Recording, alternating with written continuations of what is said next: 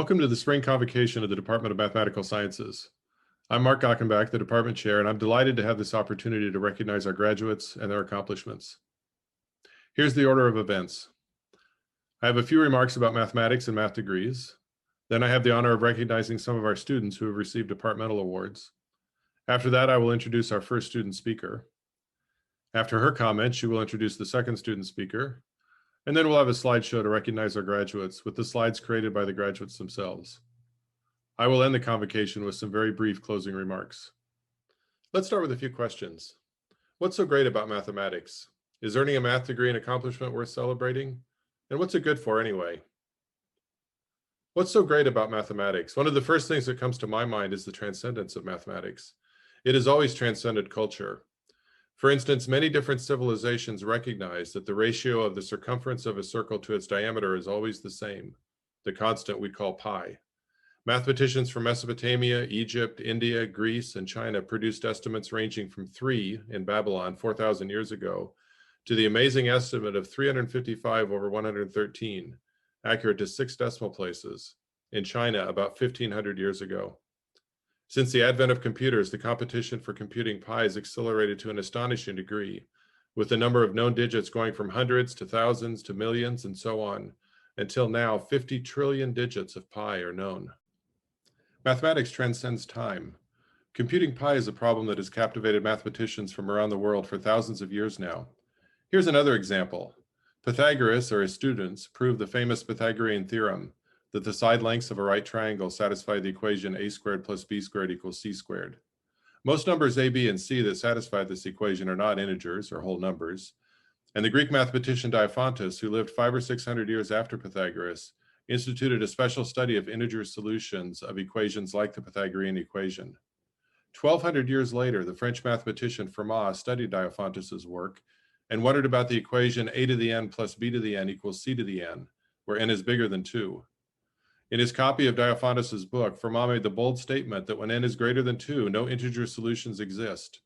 And he wrote, "I have discovered a truly marvelous proof of this, which this margin is too narrow to contain." Fermat's statement, which came to be known as Fermat's last theorem, and his claim to have proven it, set off a 350-year search for a proof. That search ended in the 1990s when the British mathematician Andrew Wiles finally produced a valid proof of Fermat's last theorem. The history of the calculation of pi and of the proof of Fermat's last theorem shows that mathematical problems can inspire incredible passion. These are not isolated examples either. Mathematicians are constantly discovering new problems that captivate their attention. It's a fair question, though, to ask what it's all good for. It's difficult to think of a practical problem for which it's important to know even 30 correct digits of pi, and Fermat's last theorem is of no practical importance that I know of. One of the greatest things about the discipline of mathematics is that while mathematicians often pour their hearts into a problem just because of its intrinsic interest, at the same time, mathematics is incredibly useful in science, engineering, finance, scheduling and planning, and many other endeavors. Many times, a theory developed just for the love of the subject proves to be surprisingly useful. Fermat himself was an amateur mathematician, a lawyer who did mathematics in his spare time. While his last theorem doesn't have any applications that I know of, his so-called little theorem turned out to be useful in cryptography, for example, in securing internet transactions.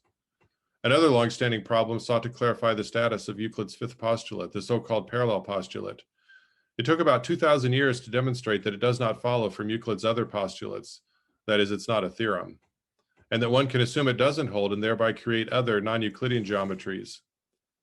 Although this question was pursued for purely mathematical and philosophical reasons, Einstein later based his theory of general relativity on the concept of non-Euclidean geometry. These examples and others show that basic research in mathematics can have surprisingly practical consequences. Mathematical training is in ever-increasing demand throughout the economy. There are a number of traditional applications, actuarial science, computational modeling and research and development, finance, etc. Plus, there are numerous jobs created by the data revolution. Nowadays, almost every large company is interested in collecting data and using it to make business decisions. The US Bureau of Labor Statistics ranks data scientists and all other mathematical science occupations as the 11th fastest growing occupation in the United States. There are jobs for graduates with mathematical training. There's one more thing we can say about the math degree. Many graduates will ultimately find themselves in careers that nominally have little to do with mathematics. This is not a failure of the math degree, but a success. There is no other degree that develops the capacity for careful reasoning to the extent that the math degree does. For our graduates who might have found it painful to learn to distinguish the contrapositive from the converse, who might have struggled to negate an existential quantifier, and who had to work hard to master proof by induction, rest assured that you are learning something that is quite valuable: the ability to reason precisely and reliably. This ability to think clearly is one reason that people with degrees in mathematics go on to success in so many different endeavors. To sum it all up, mathematics is an inspiring subject that is surprisingly and increasingly useful. The graduates that we are recognizing today have accomplished something intellectually significant by completing a degree in mathematics, and they have earned one of the most valuable academic degrees available. With that, it's time for me to recognize students who have won various departmental awards. Many of the students graduating this year have received special honors and awards. It's my pleasure to recognize these students. The University of Delaware Doctoral Fellowship and the University of Delaware Graduate Scholarship are competitive awards for research ability, granted to a few students each year across the university. Two of our graduating PhD students, Melissa Fuentes and Nicholas Russell, received these awards in past years. Congratulations, Melissa and Nick. The Wenbo Lee Prize was created to remember Dr. Wenbo Lee, a UD professor who died unexpectedly in 2013 at the age of 49. Professor Lee was a recognized expert in probability theory and was well known for his impact on the life of his students. The Wenbo Lee Prize is awarded annually to recognize a graduate student who has written an outstanding research paper in the mathematical sciences. This year's recipient is Rayanne Luke, who is recognized for her research on parameter identification for tear film thinning and breakup. Congratulations, Rayanne. The Baxter Sloyer Graduate Student Teaching Award is given to a math graduate student who has demonstrated excellence in teaching. Rayanne Luke in 2018 and Nicholas Russell in 2019 and 2020 were recipients of this award. Congratulations, Rayanne and Nick. The William Clark Prize is awarded to a senior in the Department of Mathematical Sciences who has demonstrated unusual ability in mathematics. This year, we recognize two students with the William Clark Award, Natasha Gurevich and Jacob Landon. Natasha earned her degree in quantitative biology and Jake in applied mathematics. Congratulations to Natasha and Jake. The Stephen Wolfe Memorial Scholarship is awarded to a rising senior in the Department of Mathematical Sciences who has demonstrated both love and talent for the subject. Natasha Gurevich was the recipient in 2020. Congratulations, Natasha. The Outstanding Student Teacher Award is awarded to one or more math education majors for excellence in student teaching. This year's recipients are Ariana Cordray, Andriana Melos, James Lodovitz, and Matthew Schiff. Congratulations to you all. The Carl and Eleanor Reese Scholarship is awarded to sophomores and juniors in the Department of Mathematical Sciences on the basis of their academic performance. The past recipients of this scholarship in this graduating class are Tyler Balance, Anne-Marie Falzone, Natasha Gurevich, Shiyan Jin, Kevin Kerner, Jacob Landon, Matthew Schiff, Jijen Wang, and Min-Yi Yun. Congratulations. Now it is my pleasure to introduce our first student speaker, Rayanne Luke. Rayanne will earn her PhD in applied mathematics in August. She previously received a BS from the State University of New York and an MS from UD, both in applied mathematics. Her research addresses parameter estimation for tear film thinning and breakup. She has given numerous presentations about her work and published one paper in the Bulletin of Mathematical Biology, with a second paper accepted for publication in the same journal. In addition, she co-authored an earlier paper published in Linear Algebra and its Applications based on an undergraduate research project. After graduation, Rayanne will take up a postdoctoral position funded jointly by Johns Hopkins University and the National Institute of Standards and Technology. Rayanne Luke. Good afternoon, everyone. My name is Rayanne Luke, and I am receiving my PhD in applied mathematics. I'm not quite Dr. Luke yet.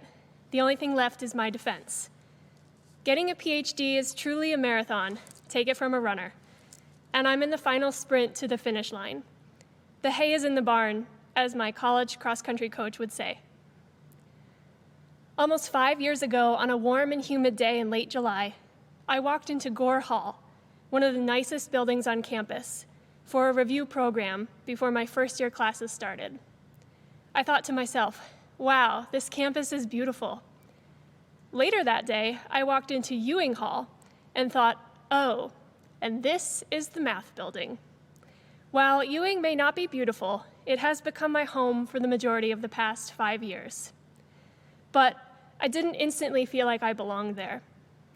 I want to talk about the elephant in the room in grad school, imposter syndrome, when you feel like a fraud. As a woman, I am a minority in math and more likely to doubt my abilities. I wasn't sure I was cut out to get a PhD. When I got to UD, I immediately started measuring myself up against my peers. Every test my first semester seemed as high stakes as a college entrance exam. Essentially, I felt like I was in my own version of Survivor grad school edition. At any moment, I might find myself on the bottom rung, voted off the island. How did I survive, chip away at my own imposter syndrome, and, might I dare say it, actually thrive in grad school? 2 things. I learned to lean on the people that support me, and slowly but surely, I proved myself to my biggest critic, me. My classmates and I bonded over problem sets. We quizzed each other and talked about more math, to my chagrin, over dinners on Main Street. We were in this together, and together we started to climb the rungs of the ladder. We got over the hurdle of our written prelims. I cried in my office when I learned I'd passed the first set. After the second, the imposter syndrome was momentarily appeased. A big personal step in my journey to feeling like I belonged in the department was my oral candidacy exam. I have the white hairs to prove how much stress that caused me. Finally, by my 4th year, I really felt justified in being here. Ewing Hall truly felt like home. The people are what made Ewing home, 2 of whom we have lost over the course of my time here. Francisco Pancho Sayas was a no-nonsense grad director and our first semester analysis professor. He quickly got us first years assimilated, sponsoring a happy hour at Deer Park so we could meet fellow students and faculty, and helped us know what was expected of us, reminding us that he would be counting heads to make sure we attended colloquium. He was insanely intelligent, deeply passionate about math, an accomplished pianist, and cared intensely about the grad students. Many grad students, myself included, visited him shortly before he passed away, and I'm humbled to say that my own music collection now includes a few piano pieces that were once his. Deb C. was our beloved math secretary. She set an example of being a good human being, greeting anyone with a hello, hello, hello. Deb essentially ran the department, no offense to anyone in the administration. She was an immediate boost of positive energy, and if you asked how she was doing, she'd respond with fat and sassy. Deb felt like a grandmother to many of the grad students, taking us under her wing and helping to solve our problems. Students from my year have gathered to remember her, swapping stories of our favorite memories. Pancho and Deb were 2 exceptional people in a very personable department. Students and faculty alike rallied around me when I lost my dad to ALS just a few weeks after my candidacy exam, and I truly felt like I was part of a family. But our sense of community has taken a hit during the pandemic. No longer do we pass each other in the hallways and ask about a math problem or how the weekend was. Grad students are working from their couch, their kitchen table, their bedroom. It's been difficult and isolating. I challenge faculty, staff, and students alike to remember this time of separation and to weave an even stronger web of support for each other than before. Recently, the department has implemented diversity initiatives to attract and encourage underrepresented groups, including women, to study math at UD. With help from the grad students, the department has joined the Math Alliance, which supports minorities in graduate studies in math. These students are at a high risk of experiencing imposter syndrome, and I hope this helps students from all backgrounds feel at home in Ewing. A home is not the structure, but the people. And math is a sort of home for many of us. It doesn't matter where we do it, we're home when we're working on it. Although we can't be together in person today to celebrate the achievements of our master's and PhD graduates, I encourage the graduates to visualize everyone who has helped them get here. Getting a graduate degree is truly a marathon, but it's also a relay. It takes a village. We, the graduates, are indebted to our support network of family, partners, advisors, professors, peers, family, and friends. Thank you, thank you, thank you. And congratulations, fellow grads, we did it. It is now my pleasure to introduce our undergraduate speaker, Erica Ceriva. Hello, everyone. Many of you already know me, but for those of whom do not know me or have been in class with me since freshman year, and we never called each other's names, and we were too embarrassed to ask each other after having several classes together, let me introduce myself. I'm Erica Ceriva, a mathematics major and a proud blue hen. First and foremost, I would like to take the time to thank everyone watching this, because you are a reason someone got their degree today. Thank you to family and friends for supporting us and offering words of advice, especially when we needed them most. Thank you to the TAs for taking time out of your busy schedules to grade our homeworks and hold office hours. Thank you to my fellow graduates for not only showing up for yourselves, but also helping your fellow classmates study and succeed. Lastly, thank you to all the professors who have put in countless hours creating plans, giving lectures, office hours, extra office hours, answering emails 30 minutes before the due date at midnight, and countless other actions that you have put forth to help deepen our mathematical knowledge.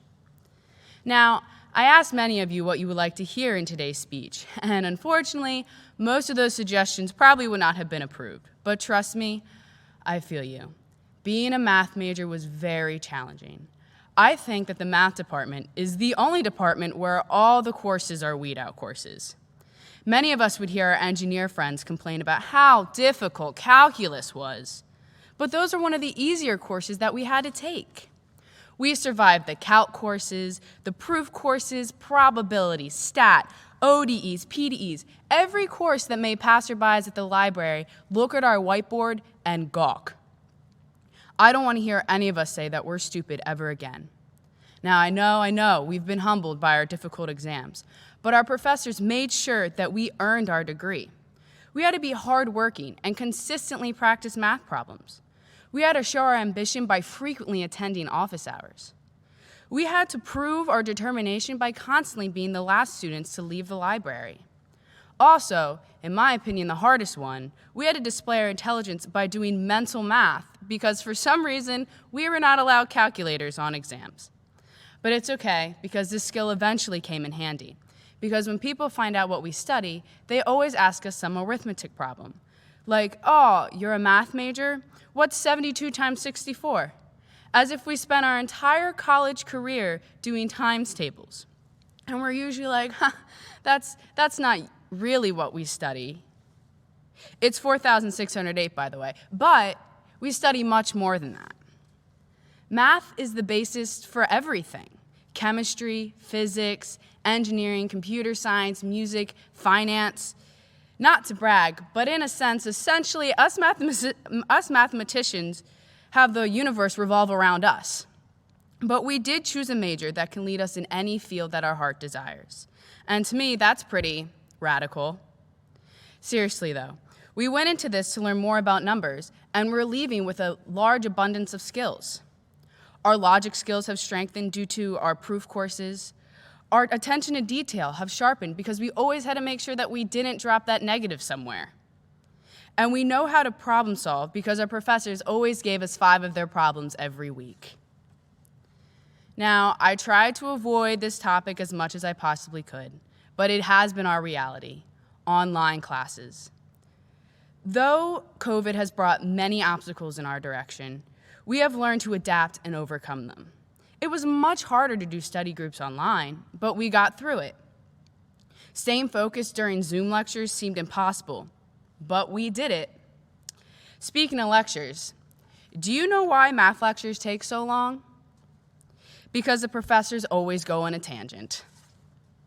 See, even during tough times and serious conversations, math brings a light into the world, even if it's through corny jokes. But, I think they're exponential.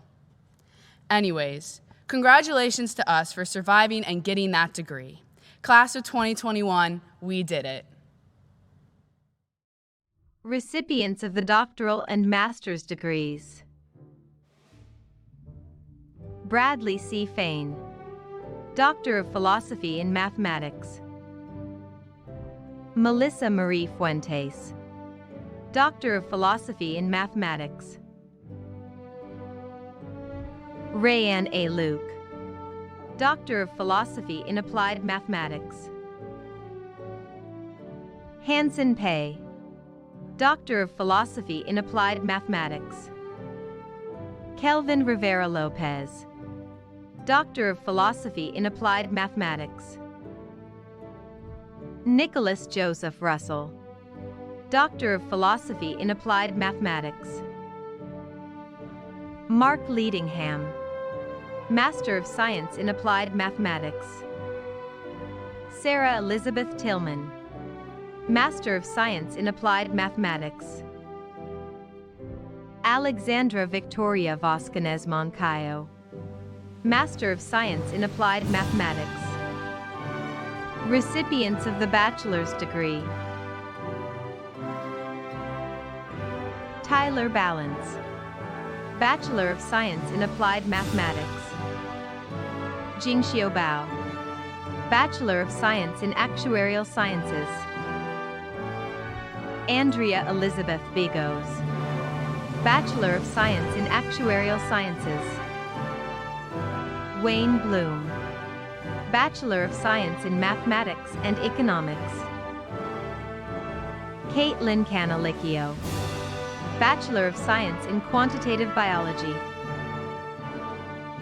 Menglio Chen, Bachelor of Science in Actuarial Sciences. John Jacob Cipriani, Bachelor of Arts in Mathematics Education. Ariana Cordry, Bachelor of Science in Mathematics Education. Justin Pierre Costel, Bachelor of Science in Actuarial Sciences. Thomas Logan Cover Jr., Bachelor of Science in Mathematics and Economics. Rafael Sidela Cruz, Bachelor of Science in Applied Mathematics. And Marie Falzone, Bachelor of Arts in Mathematics Education. Megan Fries-Tunn, Bachelor of Arts in Mathematics. Dawson James Funk, Bachelor of Science in Actuarial Sciences. Victoria M. Gatto, Bachelor of Science in Actuarial Sciences. Zachariah Germain, Bachelor of Science in Applied Mathematics. Melissa Jin X, Honors Bachelor of Science in Applied Mathematics. Madeline Claire Gold, Bachelor of Arts in Mathematics. Natasha Quigley Gurevich, Honors Bachelor of Science in Quantitative Biology. Kenneth Thomas Haskell, Bachelor of Science in Quantitative Biology. Hua He, Bachelor of Arts in Mathematics. Skylar Michael Hudson, Bachelor of Science in Mathematics. Kayla Elizabeth Hurst, Bachelor of Arts in Mathematics Education. Christopher John Yanone, Bachelor of Science in Actuarial Sciences. Justin Jacobowitz, Honors Bachelor of Arts in Mathematics. Shiryen Jean, Bachelor of Arts in Mathematics. Kevin Kerner, Honors Bachelor of Science in Mathematics Education. Natalie Konchnik, Bachelor of Science in Mathematics. Peter Dan Kwok Lam, Bachelor of Science in Mathematics and Economics. Jacob Henry Landon, Bachelor of Science in Applied Mathematics. James Ladovitz, Bachelor of Arts in Mathematics Education. Fangzhou Li, Bachelor of Science in Mathematics and Economics. Sini Li, Bachelor of Science in Actuarial Sciences. Ziming Li, Bachelor of Arts in Mathematics. Brandy Michelle Litz, Bachelor of Science in Actuarial Sciences. Wenhui Liu, Bachelor of Arts in Mathematics Education. Paul Benjamin Mallory, Bachelor of Science in Actuarial Sciences. Evan Michael Massa, Bachelor of Science in Mathematics. Sean McAuliffe, Bachelor of Science in Applied Mathematics. Marguerite McGahey, Bachelor of Science in Mathematics. Eli Daniel McIlvain, Bachelor of Science in Actuarial Sciences. Andriana Mellows, Honors Bachelor of Arts in Mathematics Education. Anais Miller, Bachelor of Science in Quantitative Biology. Tatiana Nestorova, Honors Bachelor of Science in Applied Mathematics. Emily Kate O'Hara, Bachelor of Science in Actuarial Sciences.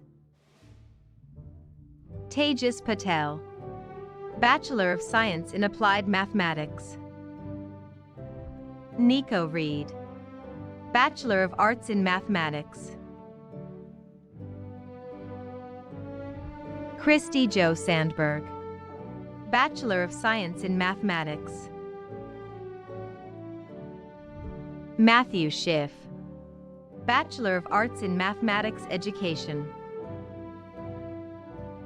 Erica Lee Ceriva, Bachelor of Science in Mathematics. Stephen Edward Sheehan, Honors Bachelor of Science in Actuarial Sciences.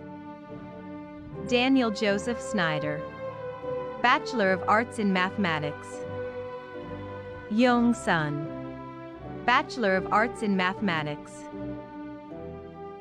Lillian Elizabeth Taylor, Bachelor of Science in Mathematics and Economics.